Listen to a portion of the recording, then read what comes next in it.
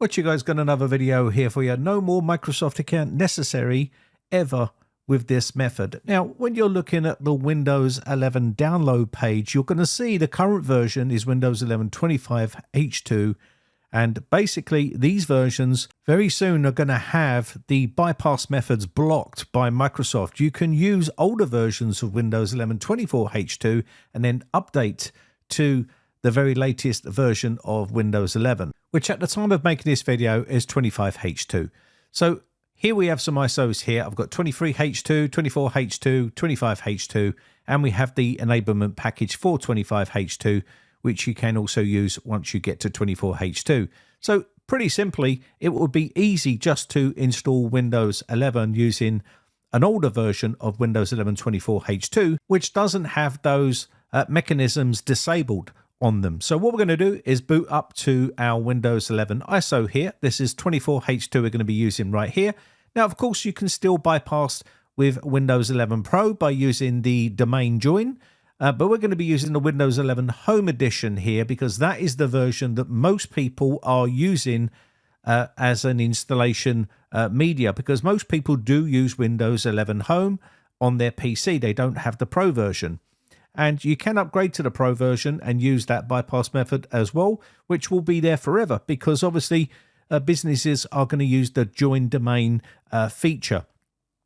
Next, what we're going to do is I'll speed this process up and we'll get to the part which is the meat and potatoes of this video, which is obviously getting a local account on this system. Now, because this is an older version of Windows 11 24H2, which is still supported today, you can still use these ISOs as long as you have them. That's why it's important to keep older ISOs on your drive, because at the end of the day, Microsoft will remove these ISOs. For instance, Windows 10 ISO is going to disappear very shortly if it hasn't done already. The same thing will go for older versions of Windows 11, like 24H2 is now disappeared from their page. You can only download Windows 11 25H2, and yet Windows 11 24H2 is still being supported. Now, Microsoft wants you to see all of these splash screens during the installation period. This is the out-of-box experience. This is what they want you to be able to experience when you're installing Windows. They don't want you bypassing any of this to create a local account. So once Microsoft have updated their builds, they are going to release them, and you will not be able to use any bypass method to get past in this out-of-box experience phase. So at this time, Microsoft are working on ways of blocking you from bypassing the Microsoft account at this stage. That means they could lock you out of the registry editor, or they could lock you out of command prompt altogether. As it stands right now with these older versions, you can still push Shift F10 on a desktop, or FN, which is the function key, plus Shift plus F10 on a laptop to open up the command prompt window. This is what Microsoft might block in the future. As it stands today, older versions of Windows will allow you to be able to use this command to install Windows 11 with a local account rather than a Microsoft account. But Microsoft have already blocked this method on their latest ISOs. They will start releasing these, and you will not be able to use this method on newer ISOs that you download from Microsoft. If you have an older ISO, it's going to work perfectly fine. These versions of Windows 11 are still supported by Microsoft.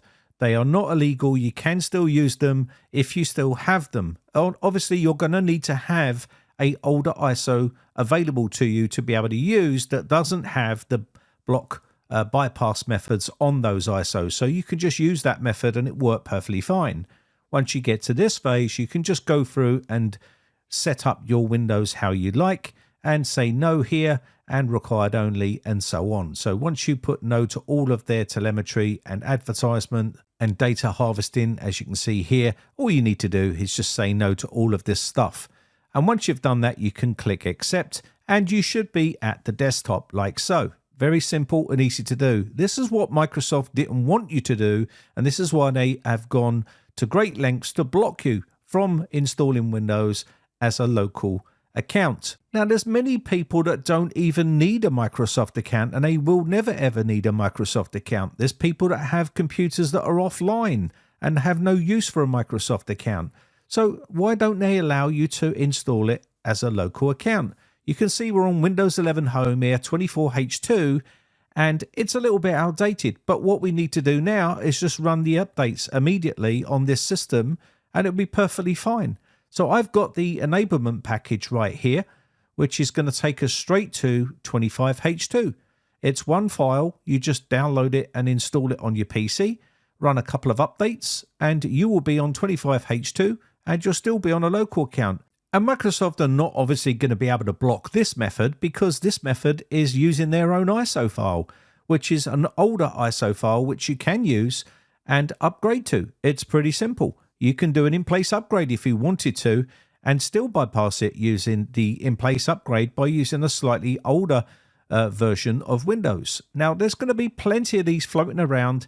Make sure that you are using a legit one from Microsoft because obviously you're going to run the risk of installing something that you don't want to onto your PC. This is why I don't recommend people use ISOs that have been created by other people because obviously there's a major security risk right there. This is a legit ISO that was downloaded from Microsoft servers many months ago, and I've just stored them on my computer. And of course, these are still relevant today because Windows 11 24H2 is still supported.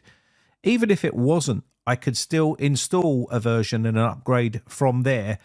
24H2 will have that enablement package, which is going to allow you to upgrade straight away to 25H2, which has the same code as 24H2.